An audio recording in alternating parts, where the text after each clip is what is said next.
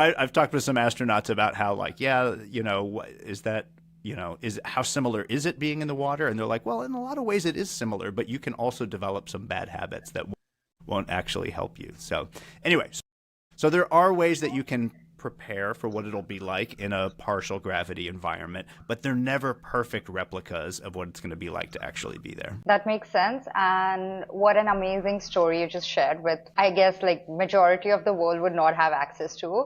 I myself am just taking a second to think about the story you just shared. It's very, very intriguing. But coming back to Earth, so given Earth's magnetic field, right, if we do not have that on Mars, are we pretty much, just getting cooked by the cosmic rays the entire time? And does that mean that everyone on Mars is just going to develop diseases or probably have cancer in a few years?